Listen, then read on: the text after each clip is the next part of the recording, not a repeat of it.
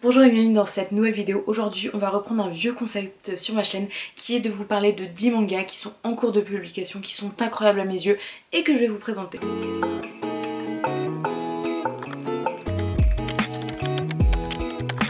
C'est un concept que j'ai déjà fait il y a plusieurs mois voire même années maintenant, et où je vous ai présenté des mangas qui sont en cours de publication et que j'avais super adoré.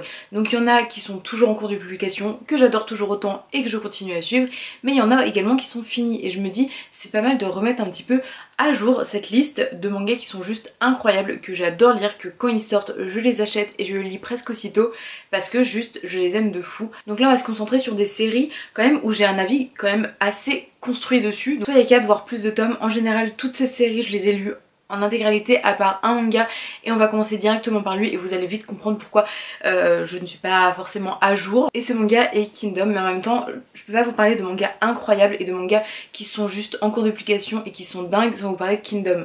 Mais Kingdom il y a plus de 60 tomes. Je n'en suis clairement pas à ces 60 tomes, mais j'avance petit à petit dans ma lecture. Je suis obligée de vous le mettre parce que j'achète des Kingdom presque tous les mois, tous les 2-3 mois, et en tout cas je les rattrape petit à petit et c'est toujours un plaisir de lecture. Kingdom du coup c'est un seinen édité chez Meian. On va suivre Shin, un jeune garçon qui a qu'une idée en tête, c'est devenir général au-dessus des cieux, donc ça veut dire de devenir quelqu'un de très très fort dans l'empire et qui mine de rien a un poids, etc.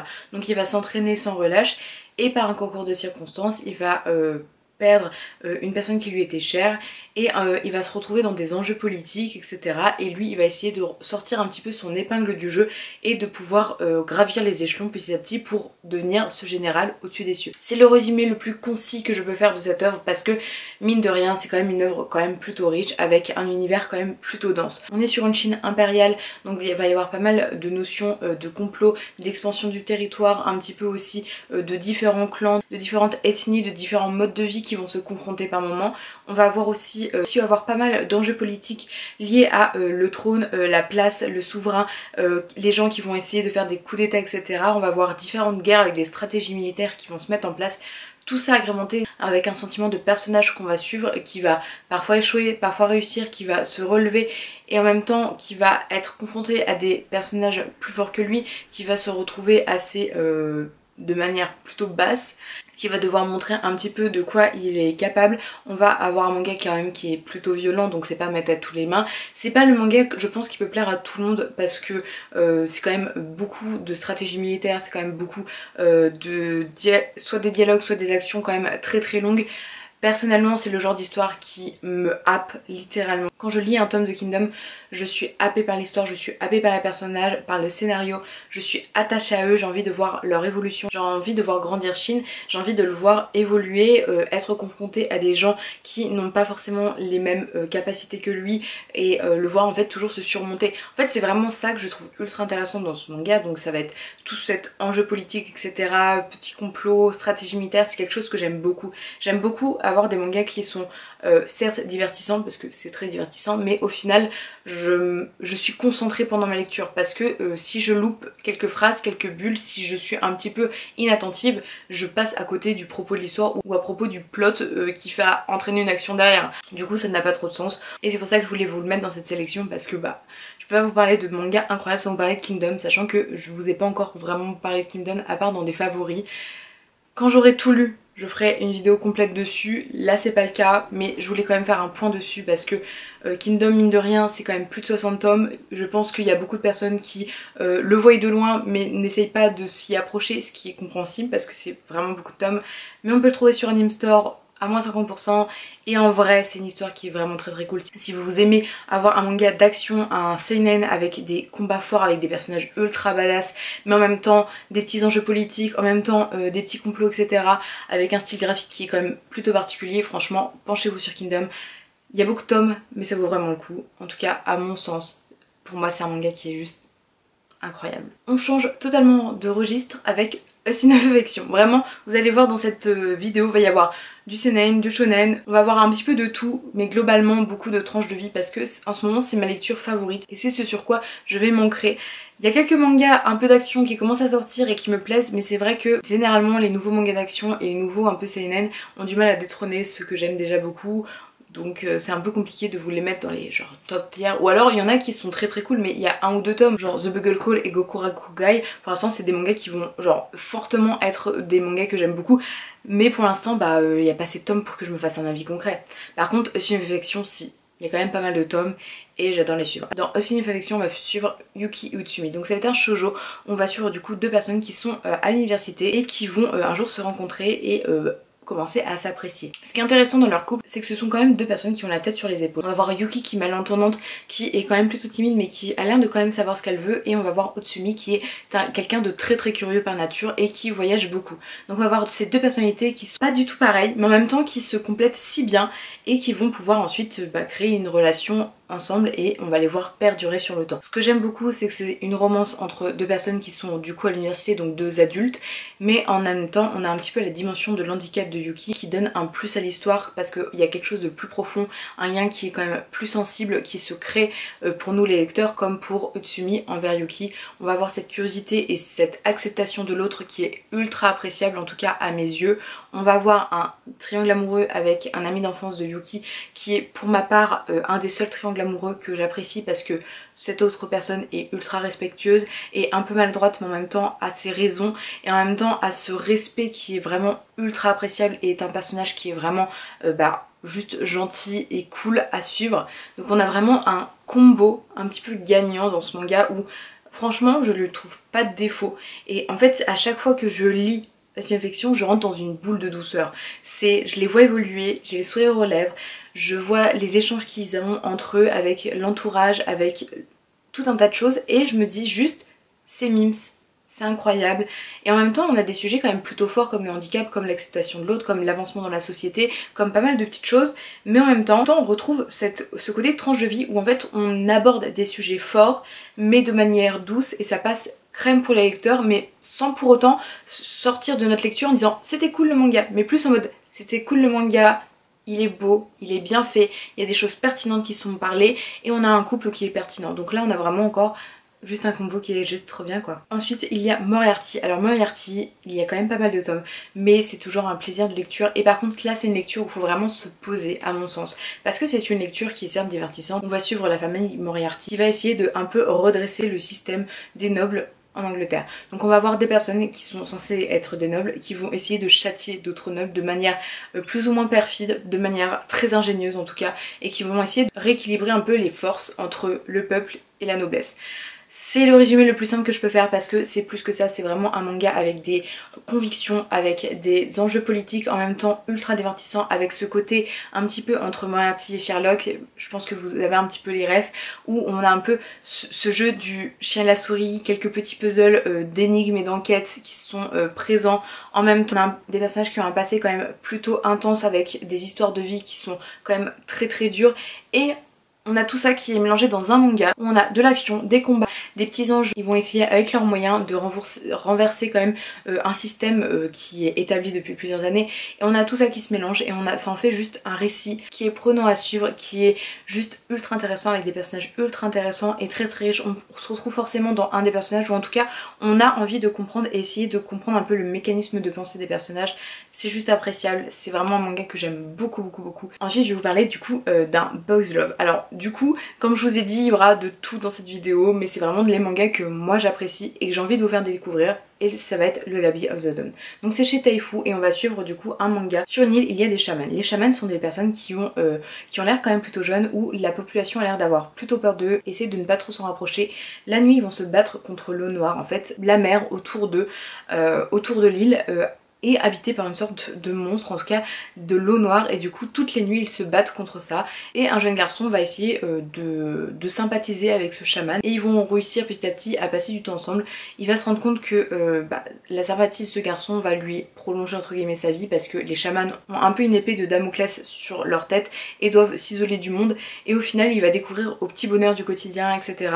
En plus de ça on va voir certes du coup cette relation un petit peu qui va se développer, mais très clairement c'est ultra lent le début de relation et c'est quand même plutôt sobre et plutôt soft. En tout cas dans les tomes qui sont sortis à présent quand je filme la vidéo, il y a une relation vraiment qui se construit et c'est pour ça que j'aime, mais plus que ça on a un vrai scénario derrière avec une richesse, comme l'eau noire, les chamans, qu'est-ce que ça fait, les castes différentes, les supérieurs des chamans, qu'est-ce qu'ils ont, quelle emprise ils peuvent avoir sur eux, un petit peu la vision des autres sur les chamans, la discrimination qu'il peut y avoir, le risque aussi pour eux de suivre leur destin, d'être chaman, etc.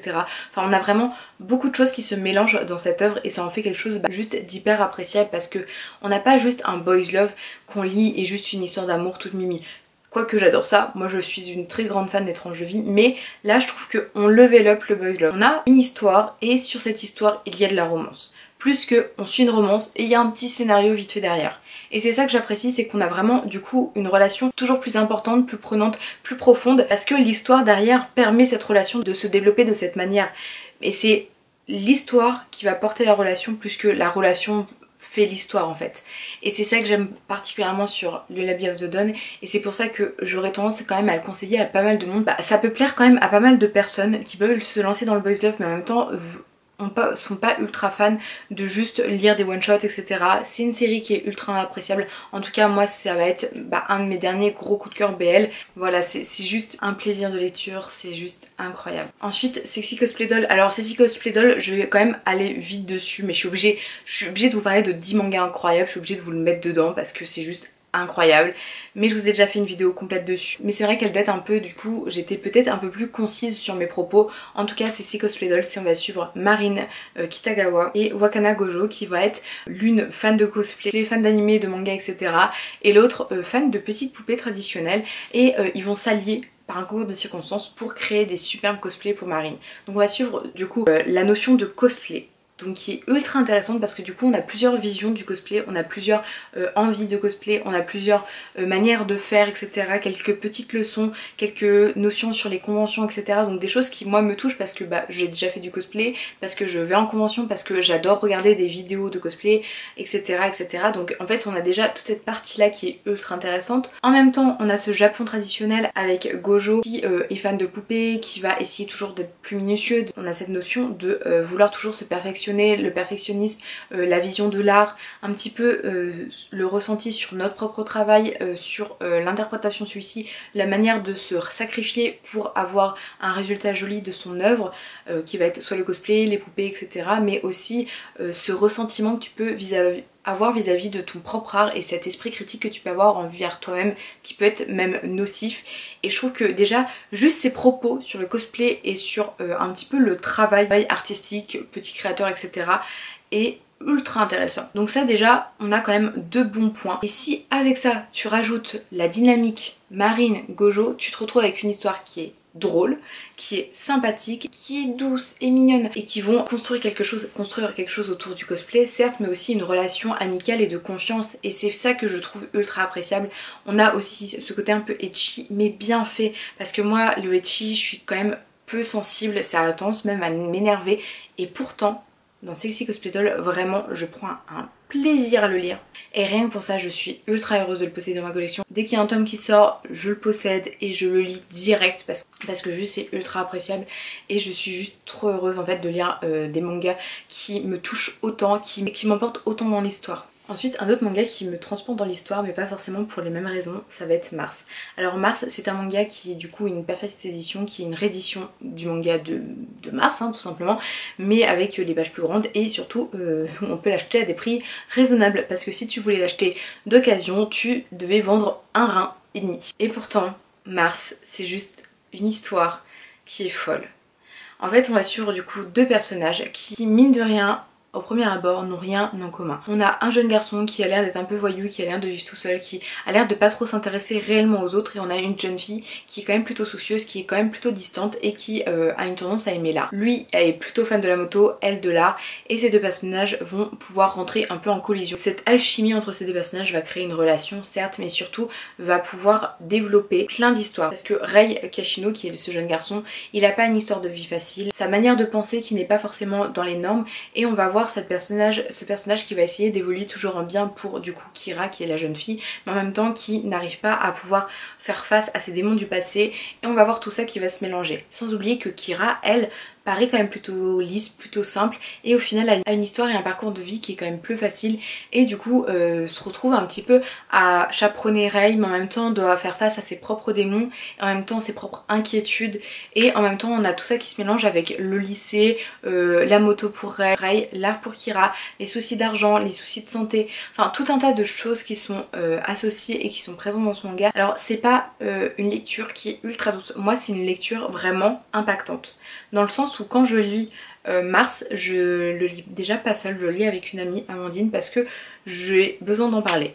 Ensuite, c'est une histoire qui est ultra riche, ultra intense, qui fait que je ne peux pas juste me poser et lire mon petit Mars et ensuite aller me coucher, parce que faut que j'intègre ma lecture, faut que je prenne conscience de ce que j'ai lu, parce que tous les mots sont quand même plutôt importants. Leur histoire de vie est tellement riche, profonde et triste qu'au final faut pouvoir prendre cette émotion et la rejeter. Je sais pas si vous voyez ce que je veux dire, mais c'est un manga qui est tellement plus qu'un manga, qui a vraiment ce côté inoubliable à la lecture, qui a vraiment ce côté où quand je le lis, je me prends des claques en fait, et c'est ce genre de lecture que j'adore et qui est ultra intense, mais qu'on retrouve quand même plutôt peu, ou en tout cas avec les années je suis peut-être un peu plus difficile et un peu plus tatillon sur mes histoires. Soit il y a des histoires qui sont pas incroyables mais pour moi j'ai kiffe de ouf, c'est une des trop bonnes vibes, c'est des trop bonnes lectures, soit il y a des histoires qui sont intenses et qui sont genre impactantes, et je pense qu'ils peuvent l'être pour beaucoup, et Mars en fait partie. En vous parlant d'histoires un peu good vibe, il y a The Danger in My Heart, et genre vous allez dire mais c'est quoi qui sort ici, parce que il n'y a pas grand monde qui en parle. En plus de ça, je vous dis que j'aime pas trop les chi, je vous dis que les trucs un peu drôles et tout en général, c'est des choses qui sont un peu simplées pour moi. Et pourtant, c'est ma boule de rire et douceur. C'est The Danger in My Heart. En fait, on va suivre du coup un garçon qui a l'air un petit peu paumé, un petit peu rude, etc. Qui en fait dit, bah en fait très clairement, elle je vais la tuer. Alors, je trouve que les deux premiers tomes sont pas forcément représentatifs de la série et de la chimie entre les personnages, mais on a du coup genre une jeune fille qui est un peu naïve, un peu gaulerie, qui a besoin d'être reconnue pour ce qu'elle est elle-même, et on a ce jeune garçon qui est un peu introverti, qui sait pas trop comment réagir et comment interagir avec les autres, et qui va du coup être un petit peu glauque, et on va voir ces deux personnages qui vont se confronter, qui vont passer du temps ensemble et qui vont apprendre à s'apprécier. Et petit à petit, par des petites scènes de vie, on s'attache aux personnages, on rigole, on les trouve un peu what the fuck et en même temps un peu mignons, et ça en fait juste une lecture qui est super appréciable. Je peux pas vous dire beaucoup plus que ça parce que c'est juste, je suis obligée de me mettre parce que en fait dès que j'ai le tome je saute dessus pour le lire direct, et il monte direct dans mon top de ma pile parce que c'est un tome fin, c'est une histoire qui est good vibe, et j'ai un attrait aux personnages et je suis juste touchée par eux. Je suis juste, en fait ils sont tellement drôles, en fait l'histoire elle est pas incroyable, mais il y a ce petit quelque chose dans ce manga qui en ressort une histoire qui est intéressante. Sans oublier qu'on a quand même des petites notions entre l'exclusion sociale, entre le fait de pouvoir trouver sa place, le fait de pouvoir s'affirmer en tant qu'individu, etc. qui sont des sujets intéressants qui sont abordés. C'est pas le sujet premier, mais c'est un sujet intéressant. Et tout ça mélangé en font juste un manga qui est incroyable à mes yeux. Mais juste en fait à chaque fois genre juste j'ai un tel plaisir de lecture que je suis obligée de vous le mettre dans cette vidéo. Pourtant je l'en vois jamais passer, donc je sais pas s'il y a que moi qui le kiffe, mais c'est impossible parce que les maisons d'édition sinon auraient 1000 fois arrêté la publication ou que sais-je. Mais je sais pas, je le vois jamais passer et ça me frustre parce qu'il est juste trop gaulerie. Ensuite on a un autre manga que je ne vois pas beaucoup passer, et là je pense que c'est un peu son prix, c'est Comme une famille. Alors Comme une famille, je crois que vous en avez déjà parlé et je suis obligée de vous le remettre dans cette vidéo. Ça a été un petit peu une claque auquel je m'y attendais pas. Je me baladais, je l'ai vu, je me suis dit tiens ça peut être sympa, c'est un peu le genre de récit qui peut me plaire, donc je l'ai acheté. Sauf que quand je l'ai lu je me suis dit ah ok, c'est plus qu'un récit qui peut me plaire. Dans Comme une famille on va suivre deux personnes qui viennent de perdre leurs parents, qui va être recueillies par leur oncle. Leur oncle a une copine et d'un seul coup il y a une famille qui va se créer, sauf que cette famille elle est quand même plutôt étonnante parce qu'on a un ado, un enfant, une personne qui n'a aucun lien de famille et un oncle qui n'ont jamais trop vu, qui vont se mélanger, être sous le même toit. Et on va voir une famille qui va faire de son mieux, qui va essayer d'éduquer avec les bonnes normes, les bonnes envies, les bonnes manières de faire. On va avoir du coup cette histoire de famille qui va prendre de la place parce qu'on a quand même des personnes qui sont en deuil. On va aussi avoir le sujet de l'éducation, le fait, la difficulté d'éduquer des enfants et des adolescents. On va avoir les parcours de vie qui sont différents. On va avoir des personnages qui sont plus ou moins forts. fort intellectuellement, on va avoir aussi plusieurs familles et du coup les problèmes entre guillemets familiaux qu'il peut avoir et en tout cas les négligences familiales qu'il peut avoir de manière consciente ou pas, et tout ça va se mélanger du coup dans ce manga et ça va être juste une lecture qui est en même temps good vibe mais en même temps qui est impactante parce qu'il y a des sujets forts mais c'est pas non plus genre ultra fort. En fait c'est le juste milieu qui fait que on a un manga qui est quand même avec une dimension psychologique, mais vu que c'est un tranche de vie et que ça reste good vibe, en fait on le sent pas trop. Mais quand on ressort de notre lecture, on a quand même les sujets intéressants et importants qui restent dans notre tête. Enfin bref, c'est le genre de récit qui me plaît beaucoup et auquel j'ai envie de accorder toujours plus d'importance. Et en vrai, le tome sort, je l'achète et j'ai un grand plaisir de lecture et j'ai une très grande affection pour cette famille un petit peu différente on va dire. Comment vous parler de manga incroyable sans vous parler de Les Carnets de l'Apothicaire, un des mangas auquel le tome sort, je l'achète direct. Je vais vous faire une vidéo un peu plus longue dessus, je l'ai déjà tournée. Sauf qu'au final j'étais en train de la monter, ça me plaît pas. Donc j'ai essayé de prendre un autre angle pour vous parler de ce manga, mais je vous le présente quand même rapidement. Ici dans Les Carnets de l'Apothicaire on suit Mao Mao qui est une jeune fille qui a été kidnappée et se retrouve un peu servante dans le palais impérial, le quartier des femmes. Elle va essayer de rester à sa place mais en même temps des gens vont découvrir un peu ses talents parce que mine de rien, Mao Mao a des notions d'apothicaire, a des notions sur les poisons etc. Donc elle va se retrouver un peu sur le devant de la scène par moment et en même temps elle va essayer de rester derrière et elle va avoir des interactions avec des personnes comme quand même haut gradé avec sans oublier qu'elle a une histoire de vie qui est quand même particulière et il va y avoir pas mal de complots politiques au sein du palais et elle va se retrouver mêlée des fois par inadvertance, parfois par elle qui est intéressée de savoir un peu ce qui se passe, c'est un peu une frineuse en même temps et en même temps elle essaye toujours de sauver sa peau. J'adore ce manga parce que d'une, il est trop cool. De deux, parce que le récit est intéressant et bien rythmé, parce que il y a de l'humour, parce que Mao Mao elle a une personnalité qui nous donne envie de la suivre et de voir un peu comment elle va évoluer, parce qu'on a aussi ce duo Mao Mao avec Jinchi, parce qu'il y a aussi Jinchi qui est une personne qui va beaucoup aller dans le quartier des femmes et qui va beaucoup être en contact avec Mao Mao et il y a une alchimie entre les deux, un petit peu du chat et de la souris. En même temps on a des situations où ça va être plutôt drôle et on a tout ça qui se mélange et en fait juste c'est ultra appréciable et j'ai un amour important pour cette œuvre, vraiment. C'est pour ça que je veux vous faire une vidéo dessus, mais à chaque fois que j'en fais une, parce que j'en ai déjà tourné plusieurs, le résultat ne me plaît pas et je pense avoir trouvé le bon angle pour vous en parler, mais c'est une histoire et c'est un récit que j'aime beaucoup. Il y a une autre édition chez Mana Books, il y a le light novel et il y a un animé pour cette œuvre. En tout cas c'est un récit qui est très riche, qui est populaire et je le comprends. Peut-être certaines personnes ne le prennent pas parce que oui bon c'est un peu, la cote est un peu surfait. Non, très clairement c'est pas surfait, la popularité de ce manga est légitime vis-à-vis du scénario, vis-à-vis de l'histoire, vis-à-vis du personnage principal. On a quelque chose qui est tellement bien fait et tellement prenant qu'en fait on a juste envie de suivre leur histoire. Ça s'était coupé mais tout ça en fait un manga quand même plutôt cool. Ensuite et pour finir, la dernière lecture est une lecture encore doudou, donc c'est Sakura Saku qui est un school life où on va suivre donc Saku qui est une jeune fille qui un jour a été aidée par quelqu'un qui aurait le prénom de Sakura ou en tout cas le nom de Sakura. Un jour elle osait pas forcément dire les choses etc. Elle va s'évanouir etc, va y avoir toute une circonstance comme ça et elle va être aidée par quelqu'un qui s'appelle Sakura, lui va lui ramener son sac etc. Et à ce moment elle va décider de changer un petit peu sa manière d'être, de plus être passive mais plus active dans la vie des autres parce qu'elle a été aidée, elle en a ressenti vraiment une reconnaissance incroyable et elle dit bah en fait j'ai envie d'aider les autres, de plus être passive quand je vois des choses qui vont m'alerter etc. Elle va rentrer au lycée, elle va rencontrer d'autres personnes et elle va essayer de pouvoir remercier ces personnes Sakura. Donc d'abord par une histoire d'amour etc. Petit à petit elle va se relier avec d'autres camarades, d'autres personnes etc. Et on va voir tout un mélange de plusieurs personnages qui gravitent les uns avec les autres avec des relations qui vont se créer, des liens qui se créent etc. d'amitié ou d'amour et c'est juste ultra appréciable. Sakura Saku est un doudou, une petite douceur dans ma vie. Quand je lis le petit tome, genre vraiment il y a passion affection et Sakura Saku c'est vraiment je prends le tome, je me pose dans mon lit, tourne les pages et j'ai le sourire aux lèvres. J'aime le personnage de Saku, il y a aussi le personnage de Sakura. On a d'autres personnages qui vont graviter, qui ont une personnalité qui leur est propre et quelque chose qui est appréciable à écouter et à suivre et ça en fait vraiment une histoire et tout un récit et toute une ambiance qui est douce, agréable. En plus on est dans cette vibe de nouveau shoujo où en même temps c'est toujours lent comme un shoujo mais on a un rythme un peu plus rapide et des avancements dans les sentiments et dans l'acceptation des relations qui se fait de manière quand même plus intense, ou en tout cas plus appréciable, etc. J'étais pas des plus au même des mangas d'Hiyao Sakisaka, donc je vais me pencher un peu plus sur ses œuvres parce que bah justement j'ai jamais trop pris le temps de me pencher sur ses mangas, et Sakura Saku est tellement un coup de cœur de douceur que je me dis j'ai envie de découvrir un peu d'autres angles parce que je sais qu'elle a des mangas un peu plus vifs, etc.